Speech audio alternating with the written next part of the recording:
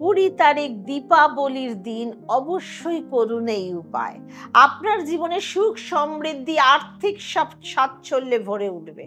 আপনারা অবশ্যই প্রদীপ, দিয়া, মোমবাতি যে যেমন পারবেন জ্বালাবেন। আপনারা 7 টা লক্ষ্মী কড়ি নেবেন, 7 টা হলুদের গাঁট নেবেন, 7 টা ভিনসেনি কর্পূর নেবেন।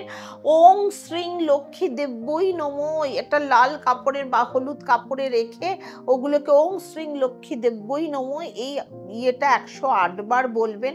বলার পর পরের দিন সেটা আপনার সিন্ধুকে বা লকারে বা আলমারিতে রেখে দেবেন, টাকা রাখার জায়গায়। অবশ্যই 1 বছরের জন্য আপনার প্রচুর ধনবৃদ্ধি হবে। তাছাড়াও এই দিন সন্ধেবেলা অবশ্যই কর্পূর, লবঙ্গ, গোলমরিচ, তেজপাতা, এলাচ যে কোনো সুগন্ধিত দ্রব্য একটু আতরে স্প্রে করে আপনারা জ্বালাবেন। সাদা সর্ষে, কালো তিল সমস্ত কিছু দিয়ে আপনারা জ্বালিয়ে সারা বাড়িতে আপনারা দেখাবেন। সমস্ত নেগেটিভিটি দূর হয়ে আপনার বাড়িতে প্রচুর প্রসপারিটি আসবে। আগাম শুভেচ্ছা। ভালো থাকবেন। ওম শান্তি।